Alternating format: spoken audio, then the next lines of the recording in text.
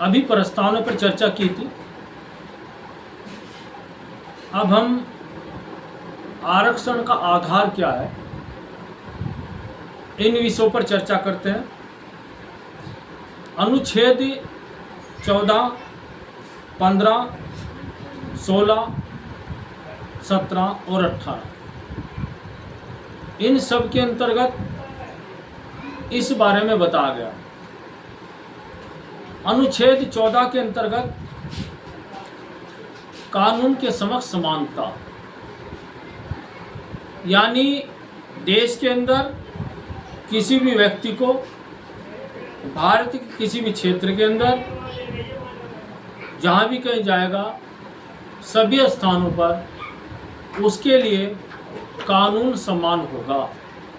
ऐसा नहीं कि उत्तराखंड के अंदर गया तो अलग कानून है और गुजरात के अंदर का अलग कानून है, महाराष्ट्र के अंदर गया तो अलग कानून है। ये संविधान के अंदर दिया गया, लेकिन लोग फिर भी भिन्नताएं करते हैं। दिन प्रतिदिन महाराष्ट्र के अंदर घटना घटती रहती है कि बिहार के व्यक्तियों के पर अत्याचार करते हैं, हमारे यहाँ मजदूरी करने आ रहे हैं, या उत्तर प्रदेश के लोगों के साथ अत्याचार होता है।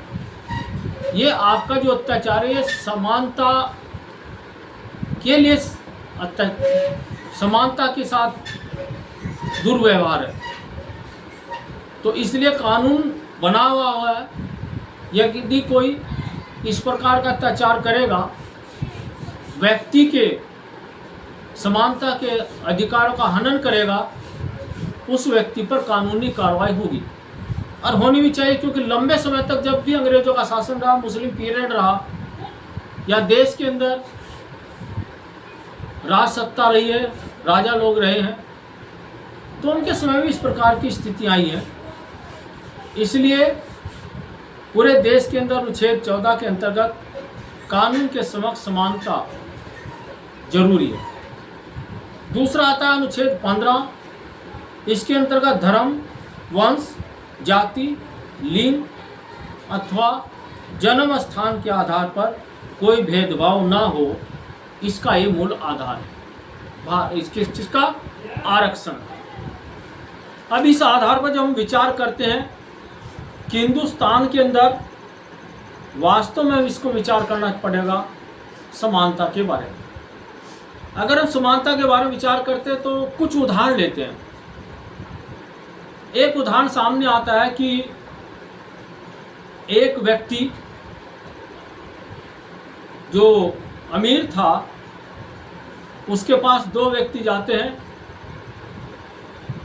रोजगार की चर्चा करते हैं, दोनों उस व्यक्ति से 5-5 हज़ार रुपये उधार लेते हैं और अपनी चाय की दुकान खोलते हैं। जब दोनों की चाय की दुकान चलनी प्रारंभ हो जाती है, दुकान अच्छी चलती है, दोनों के मन में जाति के भाव आते हैं और कुछ दिनों के बाद दोनों अपनी दुकानों के ऊपर अपनी जातियों के नाम लिख देते हैं। एक अपनी दुकान के ऊपर लिखता है शर्मा टी स्टॉल, दूसरा लिखता है वाल्मीकि टी स्टॉल, और दोनों अपनी चाय की दुकानें चलाना प्रारंभ करते हैं। शर्मा जी चाय की पत्ती और चीनी कम डालते हैं, वाल्मीकि चाय की पत्ती और चीनी अधिक डालते हैं, दूध अधिक डालते हैं, लेकिन फिर भी भीड़ किस पर होगी? या आप सब जानते हैं जो भीड़ अधिक होगी वो वाल्मीकि टी स्टॉल पर नहीं, शर्मा टी स्टॉल पर होगी, जबकि वो चाय की पत्ती, चीनी और दूध कम डाल रहे हैं। क्योंकि उस दुकान के ऊपर जो शब्द लिखा है वो शर्मा टी स्टॉल लिखा है, और शर्मा टी स्टॉल के कारण एक भाव जगा कि ये चाय की दुकान किसकी है, और वाल्मीकि टी स्टॉल डलने के कारण एक भाव जगा ये किस निम्न प्रकार के व्यक्ति की चाय की दुकान है। इसलिए जो भीड़ होगी वो शर्मा टी स्टॉल पर होगी, न कि आपका वाल्मीकि टी स्टॉल पर होगी। ये जो भिन्नता है, ये भिन्नता ही आपका भेदभाव है। यानी जाति का नाम सुनने के बाद इस प्रकार की भिन्नता दिखाई दे रही है, ये जाति भिन्नता का एक भेद है। दूसरा उदाहरण हम देखते हैं जो आजकल चर्चा करते हैं। यदि मान लिया सपोज करो जो समानता की हम चर्चा करते हैं, समानता के लिए एक परिवार में 2 बालक हैं, दोनों परिवार को सामान्य स्थिति में प्रतिदिन 1-1 गिलास दूध मिलता है। चूंकि इस परिवार की जो आर्थिक स्थिति है, दोनों बालकों को केवल 1-1 गिलास दूध देने की क्षमता है, इसके सिवाय अधिक दूध नहीं दे सकते। ईश्वर ना करे और दुर्भाग्यवश ऐसा हो जाए, एक बालक बीमार हो जाए।